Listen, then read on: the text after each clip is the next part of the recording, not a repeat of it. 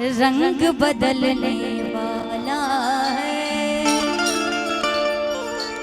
हमने सुना है मैं खाने का रंग बदलने वाला है। बोतल खोल के सामने रखिए, दो चार बोतल सामने रखिए, चांद निकलने वाला है। हमने सुना है मैं खाने का रंग बदलने वाला है। हमने सुना है मैं खाने का रंग बदलने वाला है। हमने सुना है मैं खाने का रंग बदलने वाला है। हमने सुना है मैं खाने का रंग बदलने वाला है। बोतल खोल के सामने रखिए, बोतल खोल के सामने रखिए, चांद निकलने वाला है। बोतल खोल के सामने रखिए, चांद निकलने वाला है।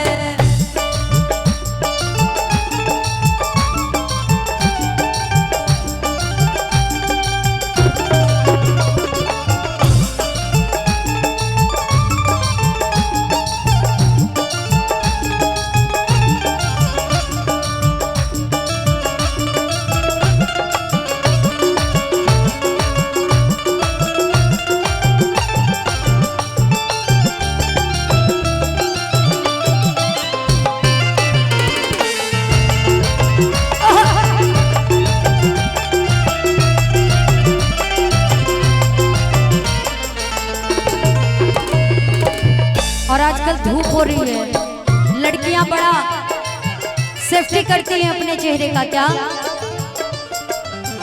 काला चश्मा कैसे है काले, काले सिंदूरी क्या कहिए।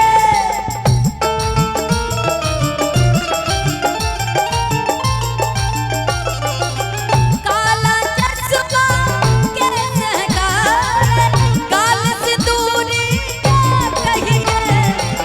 तेरा हर अंदाज सितमगर, तेरा हर अंदाज सितमगर, सारे जहां से आला है।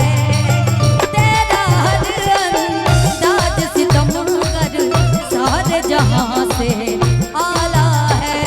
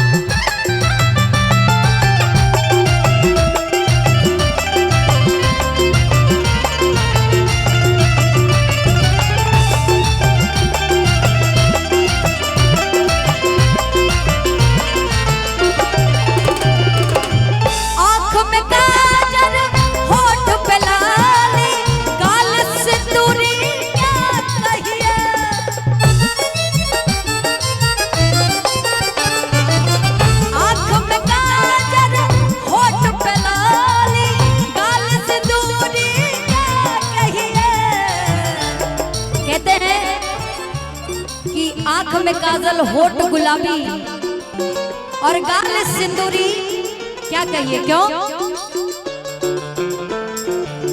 तुझ पे मरने वाला आशिक, तुझ पे मरने वाला आशिक, तेरा जज्बा क्या कहना।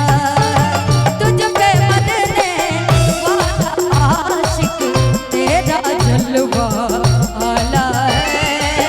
हमने सुना